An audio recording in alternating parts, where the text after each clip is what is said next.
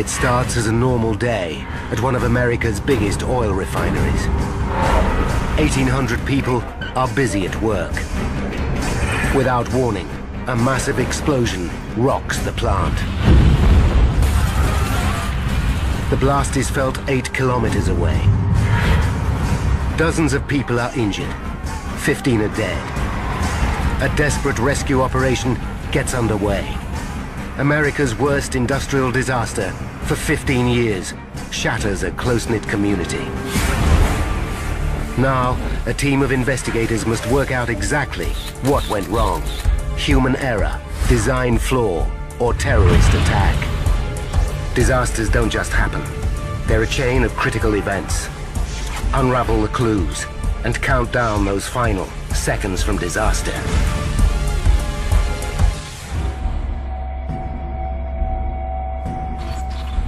North America, Texas, the Gulf of Mexico. Every second, America burns nearly 4,000 gallons of gasoline, almost half the world's production. Much of it passes through this complex of refineries, the beating heart of the nation's gas-addicted economy. On the front line of this multi-billion-dollar industry, 56 kilometers southeast of Houston, lies Texas City. Here, 40,000 people live, clustered around 3 giant refineries.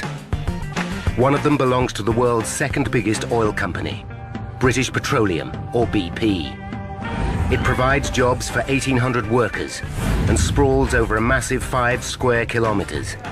Every day, it processes up to 11 million gallons of gasoline. This huge quantity of flammable liquid brings with it constant danger.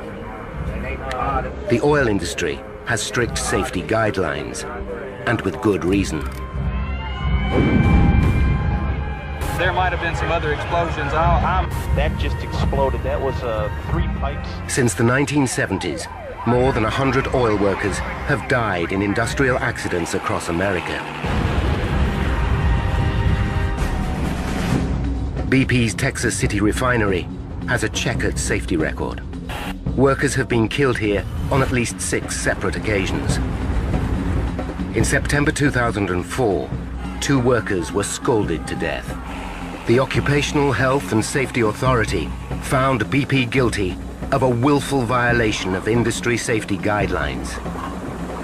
BP now claims to have put its house in order. There is no limit to the amount of activity that we've undertaken in Texas City to make it a very safe plant. But since 9/11, there's a new threat.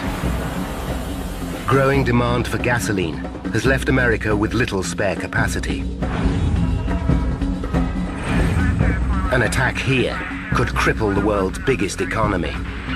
As a result, the FBI now regards this group of refineries as one of the top 5 terrorist targets in the United States.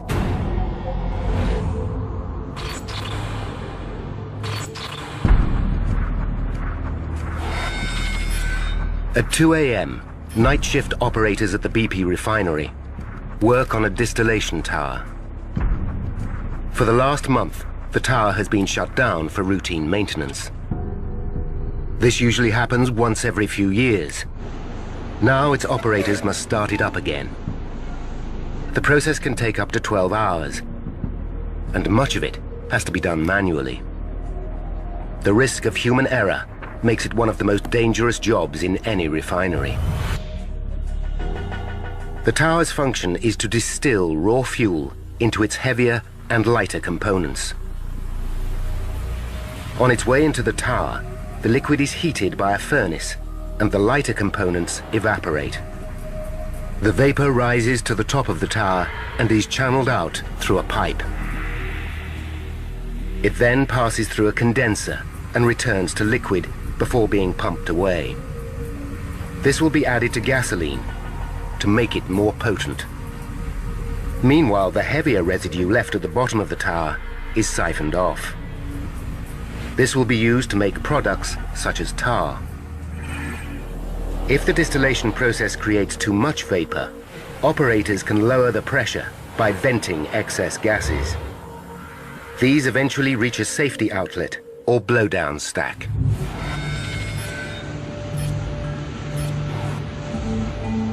An hour later, an alarm goes off in the control room. The liquid in the tower is above the recommended level. Against safety guidelines, the operator kills the alarm and continues filling the tower for another 15 minutes. It's an unofficial but routine shortcut, which has been taken many times before.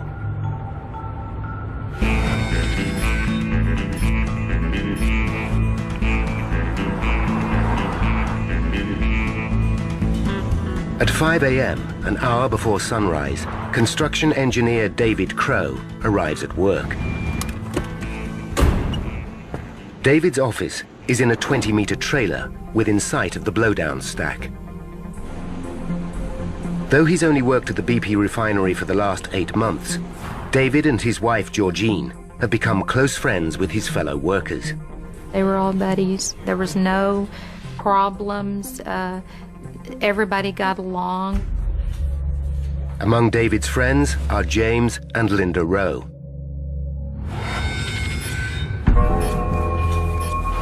By 10 minutes to 10, there's been a change of shift at the distillation tower. The computer shows the liquid level has dropped to normal. The supervisor now decides to move on to the next phase of the startup process. An operator starts to feed more fuel into the tower. Minutes later, the supervisor receives a phone call. His son has broken his arm at school. He hands over control to a colleague. At 10 a.m., operators light burners on the tower's furnace. This starts the distillation process by heating the liquid feeding into the tower. From this point on, most functions are automated. The most risky part of the process is over. 12:40 p.m. Everything seems to be going normally. Then a high-pressure alarm goes off.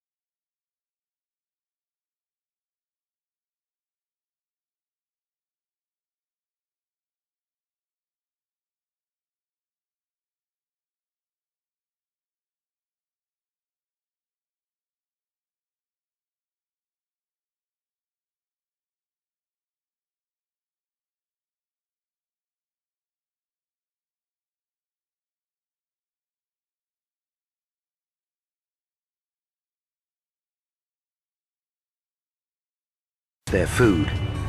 David Crow rounds them up for a routine maintenance meeting. Alyssa joins them in the trailer. As she does so, the white pickup truck parks near the blowdown stack. The driver leaves the engine running and slips away unseen.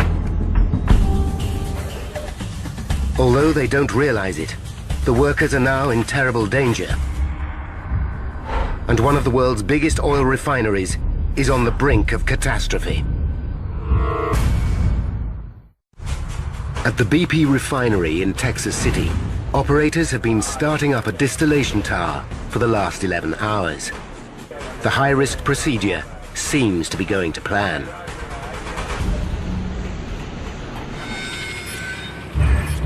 But at nearly 1:20, workers become alarmed. They spot a pool of liquid seeping under a white pickup truck. They can't be sure what it is, but the chances are it's flammable. Worse still, the pickup's engine is revving loudly, and the driver is nowhere to be seen. Workers run for cover, fearing the worst. Nearby, Ralph Dean is operating a forklift. His wife Alyssa is in a trailer with 21 other workers, including her friends David, Linda, and James. None of them hear the disturbance outside.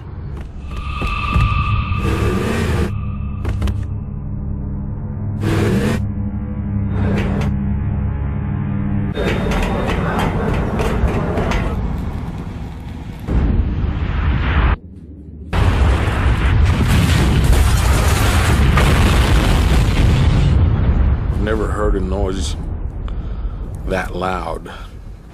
Extremely violent. It was biblical. As far as Ralph can see, the refinery is ablaze.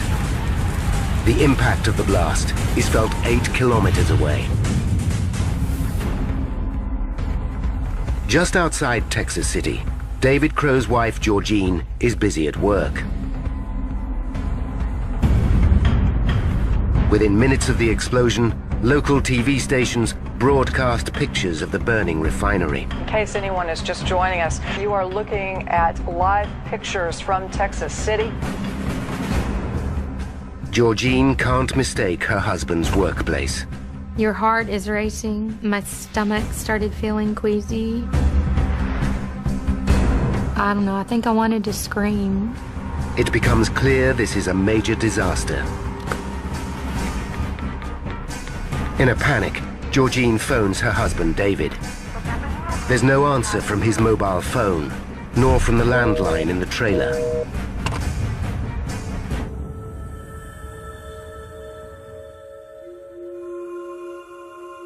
The concern now that perhaps the fatality count, unfortunately, could be going up.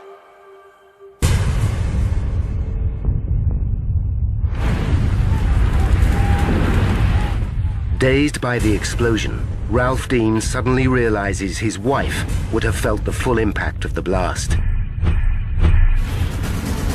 But when he races to the trailer, he finds nothing left. Alyssa is nowhere to be seen.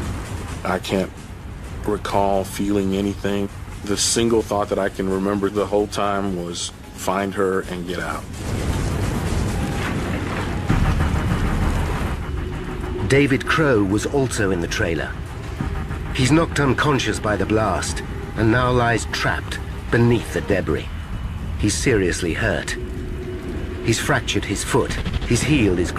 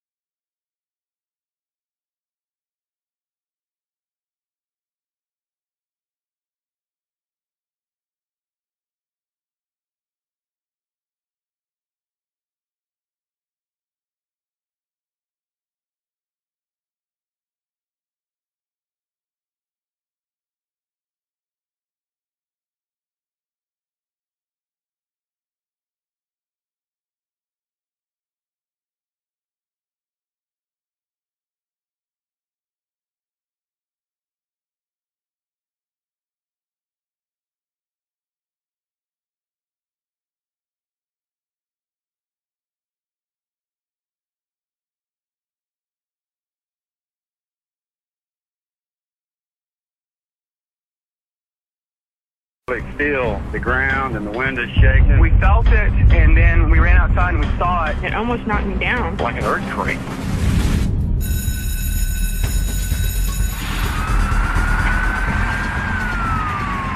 "200 firefighters descend on the refinery. The scene, to me, looked like a nuclear explosion had gone off. It just wiped everything out. There are things I saw that day that most people will never see in their lifetime and hopefully never will.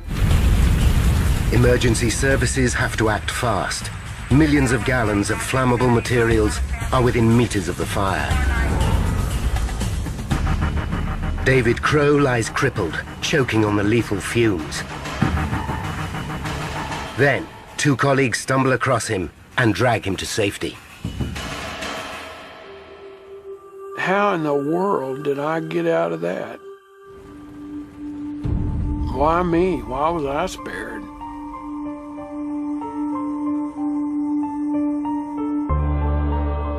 I believe we all have guardian angels. And one was with me that day.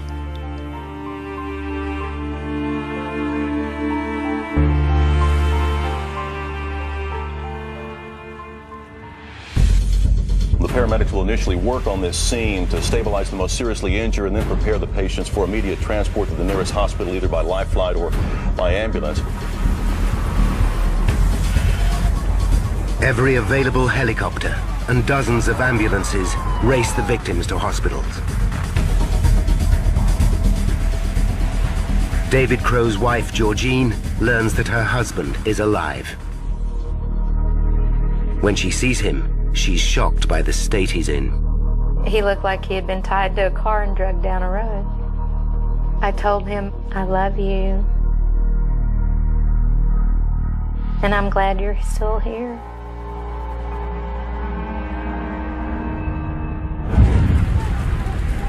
But not everyone is clear of the danger. Ralph Dean continues the desperate search for his wife, Alyssa.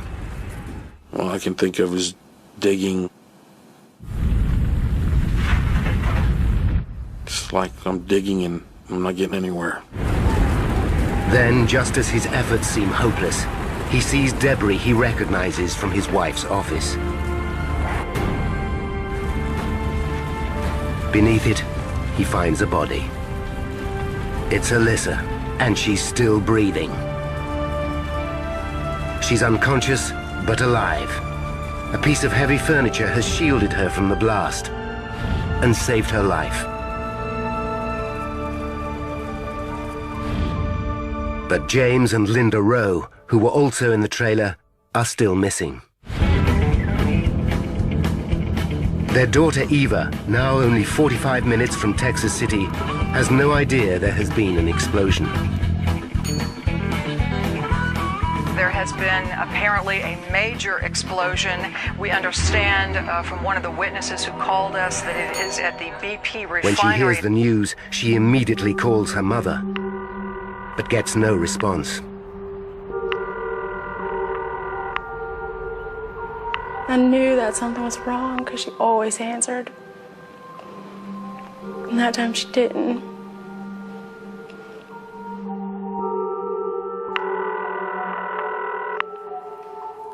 I wish she would have.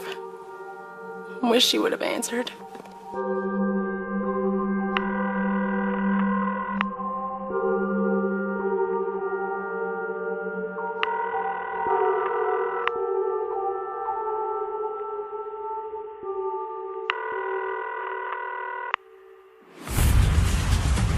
Back at the blast site, it takes firefighters more than 2 hours to extinguish the blaze.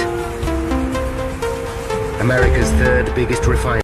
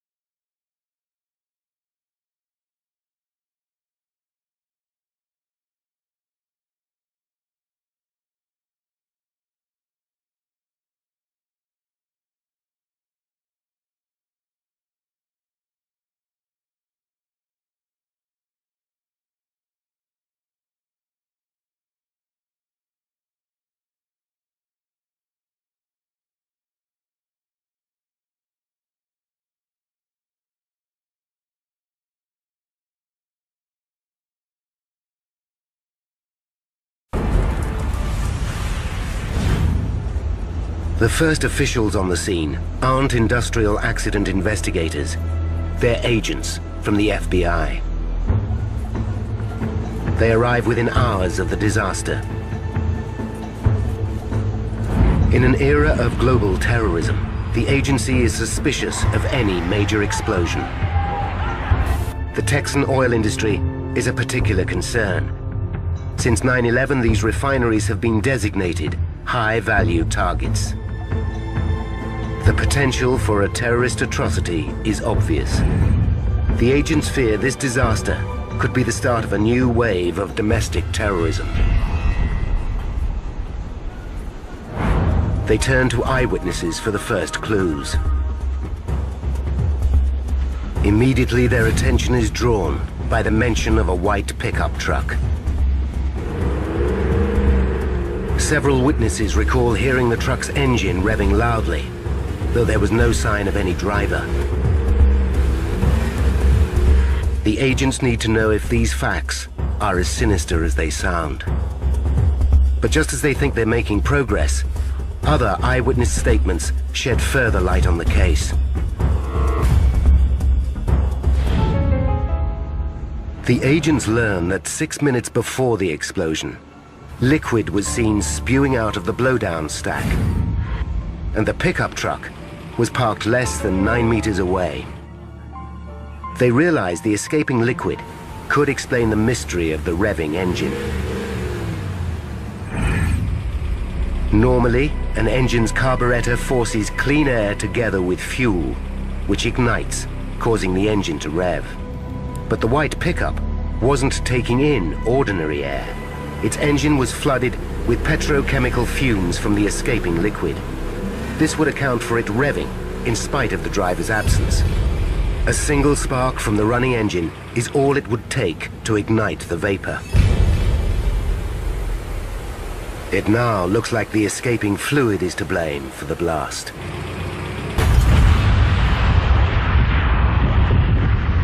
Terrorism no longer seems likely, and the FBI hands the investigation over to a new team.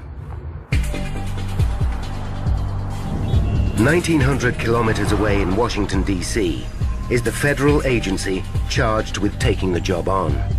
The Chemical Safety and Hazard Investigation Board, or CSB, was formed in 1998 to look into industrial accidents. It's independent of any other branch of government. The members of its board are appointed directly by the President and confirmed by the Senate. A team arrives in Texas City the day after the explosion. It's led by Chief Investigator Don Holmstrom. A trained lawyer with years of experience working in refineries, Holmstrom is regarded as a leading expert in petrochemical safety. Over the last decade, he's investigated a string of major accidents.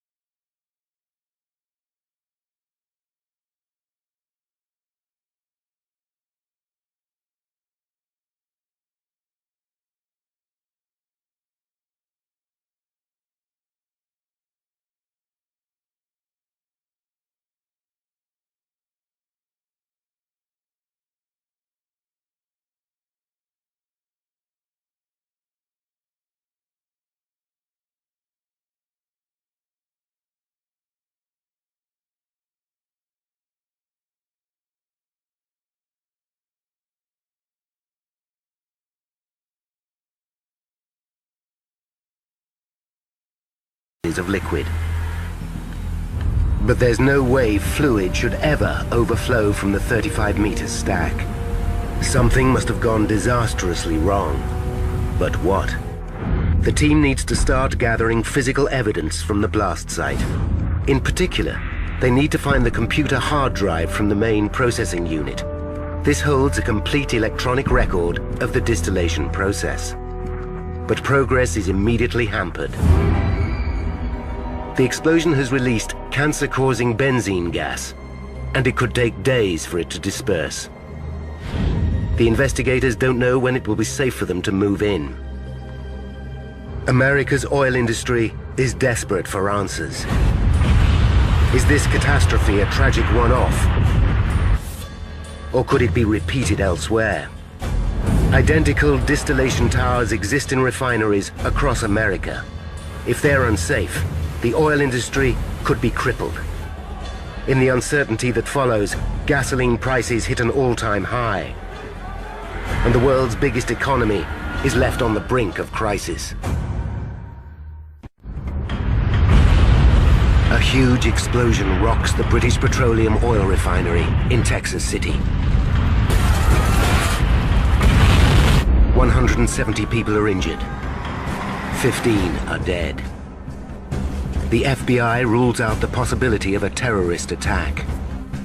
It now falls to Don Holmstrom and his team from the Chemical Safety Board to find out what went wrong. Holmstrom knows the disaster can be traced to flammable liquid that spewed out of the blowdown stack. The stack is connected to the distillation tower, and Holmstrom suspects that's where the liquid came from.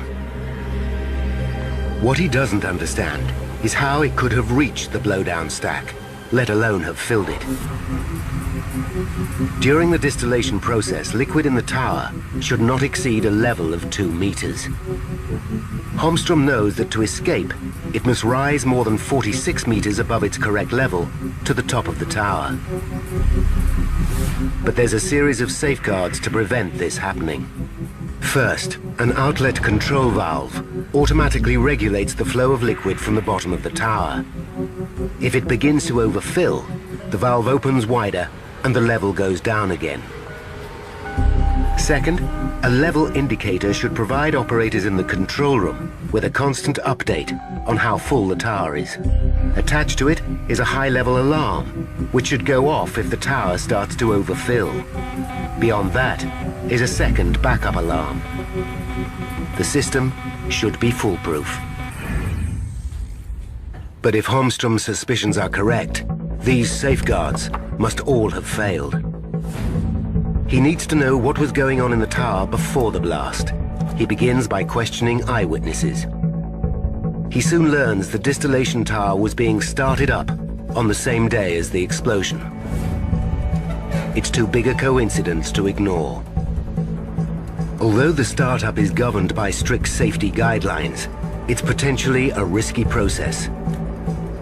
Could this be connected to the explosion? Holmstrom begins questioning the operators who worked on the startup and finds that his theory might be correct. He discovers a night shift operator broke the safety guidelines. Just after 3 a.m., an alarm went off in the control room, warning that the liquid level was slightly over 2.5 meters. But the operator switched it off and did nothing. He tells Holmstrom that overfilling the tower and ignoring the alarm is nothing unusual. When the feed starts circulating through the system, the level in the tower often falls. He claims overfilling the tower not only saved time, but avoided the inconvenience of having to top it up later. It's common practice. He left the level at about 4 meters, confident it would drop back towards 2 meters when the day shift operator started to circulate the feed. Holmstrom has uncovered a clear breach of safety procedures, which could be linked to the explosion. But when he questions the day shift operator, the man supports his colleague. While he was on duty, he had a constant eye on the level indicator and saw nothing to concern him. It consistently showed a level of less than 3 meters. It looks like this line of questioning could be leading Holmstrom up a dead end. But Holmstrom decides to look more closely at the design of the level indicator. And it's here he makes his first breakthrough. He discovers the indicator suffers from a fatal design flaw. It can only measure liquid up to a height of 3 meters, which shows as 100% on the operator's control panel. Anything beyond this doesn't register on the level indicator.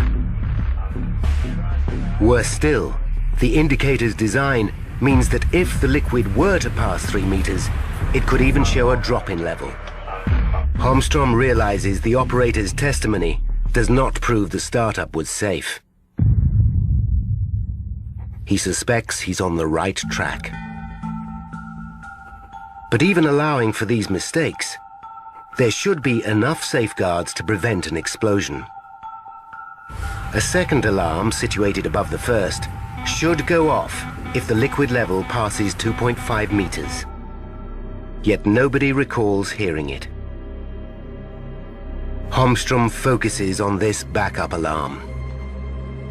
He goes through BP's work orders and discovers another critical error. The alarm had been reported as damaged before the explosion, and there's no record of it being fixed. Holmstrom now knows that of the tower's 2 high-level alarms, one was deactivated and the other never worked in the first place. But even with the alarm systems out of operation, there are further safeguards to prevent excess liquid from rising in the tower. The liquid level is regulated automatically by an outlet control valve. If the level gets too high, the valve automatically opens to allow more liquid out of the tower. Could this also be faulty? Without access to the blast site, the investigators cannot know for sure. Holmstrom confirms with the day shift operator that liquid did flow out of the tower at a normal rate. To his horror, he learns the operator doesn't realize he should check this. It's a serious oversight, but in itself, it's not enough to account for the disaster. Safety guidelines dictate that a supervisor should always be on hand to oversee the flow of liquid during startup. When Holmstrom speaks to the supervisor, he makes another breakthrough. Just before 10 o'clock, he received a phone call telling him his son had broken his arm. He left his post and handed over control to a colleague. Holmstrom interviews the replacement supervisor, who makes a shocking admission. He had never handled a startup before and failed to make a note of the flow out of the tower. So far, Holmstrom has uncovered slack operating practices, poorly maintained equipment, and a supervisor leaving his post at a critical moment. There's now no question in Holmstrom's mind that the flawed startup is to blame for the explosion. But he still lacks firm evidence to prove it. 1 week after the explosion, the team finally get the news they've been waiting for. They are cleared to enter the blast site. The investigators sift through the debris, taking 200 photographs as well as video footage. A lot of evidence has been destroyed in the blast. But the most important piece of evidence is intact: the hard drive from the tower's control room. It's the equivalent of an aircraft's black box and contains an electronic record of all the key processes that went on within the tower. At last, Holmstrom has the information he hopes will substantiate his theory. He immediately examines data from the outlet control valve. As suspected, it's at the heart of the problem. On the morning of the blast, instead of being set to auto, it was left closed. The valve did not regulate the flow of liquid out of the tower, as it should have. At 9:52 a.m., the day shift operator started the feed. For 3 hours, he pumped liquid into the tower, failing to notice none was flowing out. During this time, his supervisor also failed to notice the imbalance in the flow. It's a potentially lethal situation.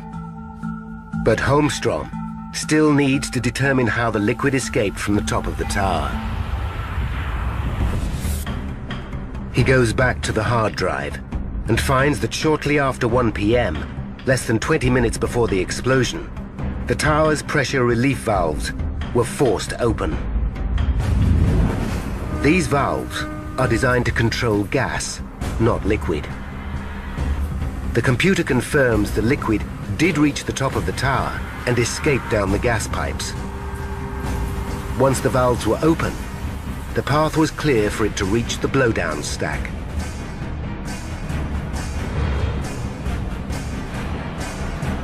It would quickly have filled the 35-meter stack and spewed out the top. Holmstrom's hunch is correct. A catastrophic series of mistakes in the startup process did cause the disaster.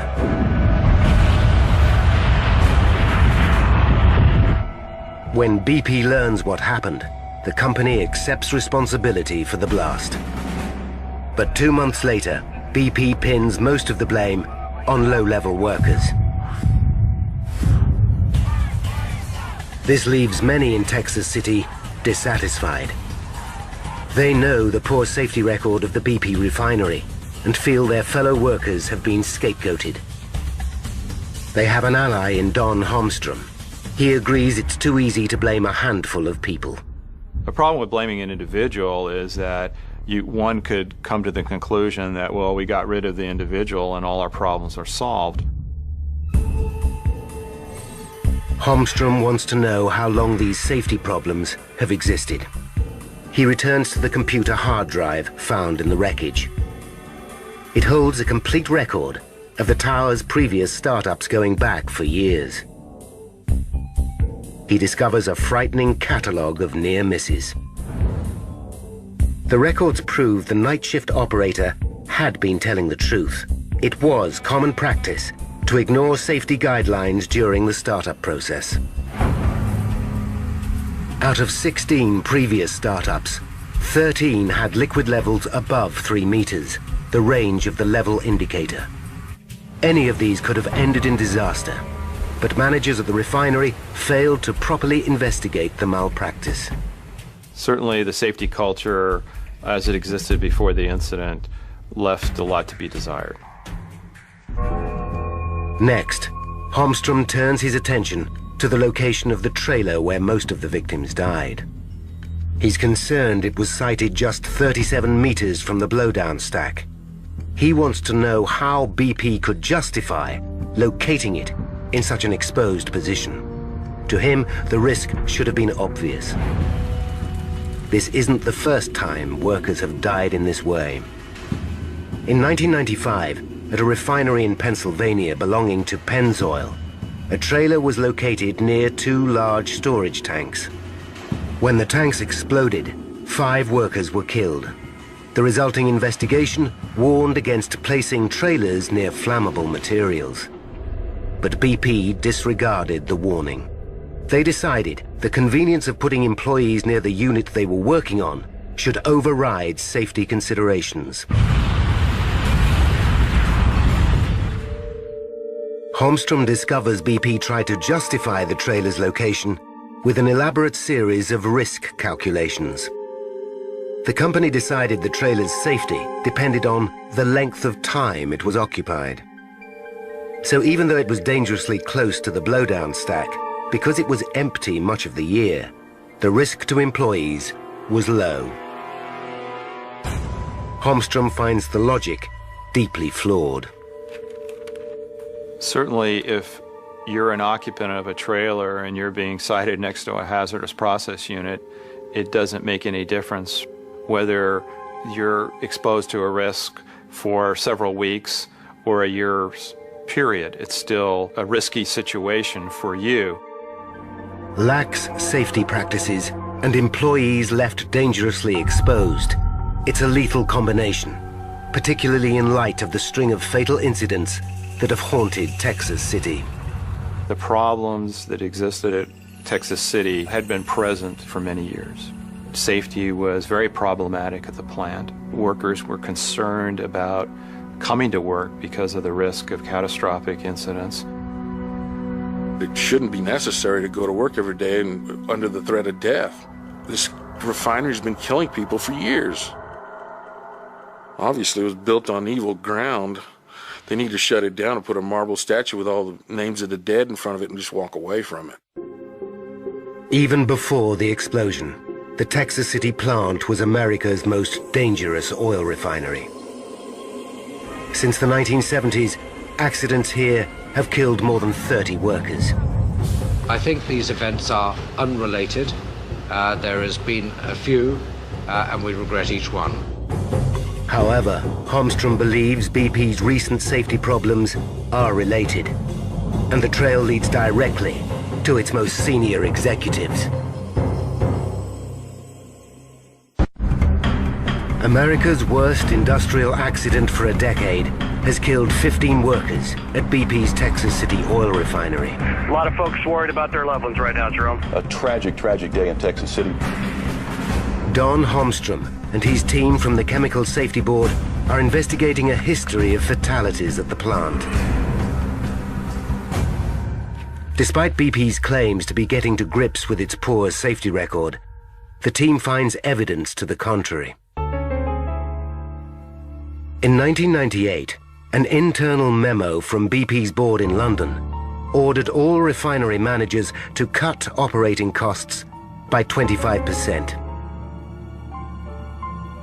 This cost cutting is directly to blame for the disaster. The final safety outlet in the distillation process is a blowdown stack. Despite the errors that occurred during the startup, an effective safety outlet could have averted the tragedy. But the blowdown stack is an ancient design, more than 50 years old. Holmstrom discovers that in 2002, BP decided against replacing the stack with a modern safety flare system. This cutting-edge model is able to deal with overflowing liquid while the flare burns off excess gas. The new design would have prevented the disaster. This is a case of a company denying the risk. They knew the hazards, they were aware of them, but when they had the opportunity to take action, they did not do so. Replacing the blowdown stack would have cost under $6 million, about a single day's production at the Texas City refinery.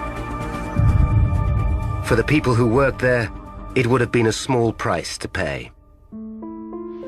It's people. People are the most important thing. Not the plant, not the corporation itself. It's the people.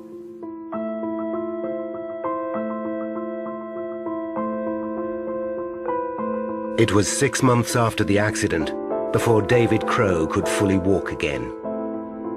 He still suffers pain from his injuries. But it's the mental scars that are taking longest to heal. He's not the same person. He was a very laid-back, easygoing kind of guy, and now he's very angry at the loss of his friends. It's causing us a lot of problems.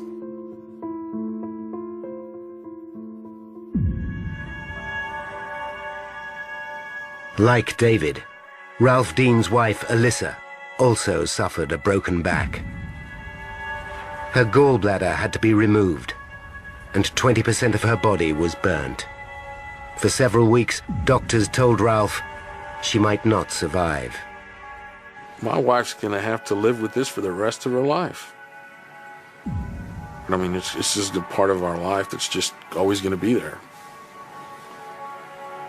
Well, hell yes, I'm angry.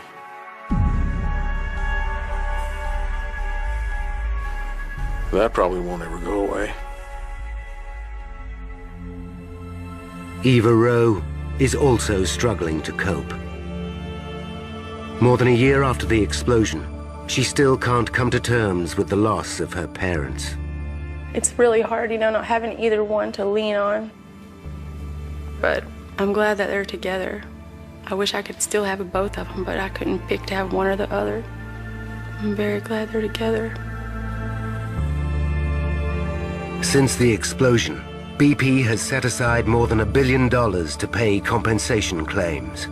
6 workers, including the original supervisor, have won libel actions after the company wrongly blamed them for the disaster. BP has appointed a new site manager in Texas City and improved its training program. It's relocated its trailers and has begun replacing blowdown stacks. The company is now carrying out a total overhaul of its global operations.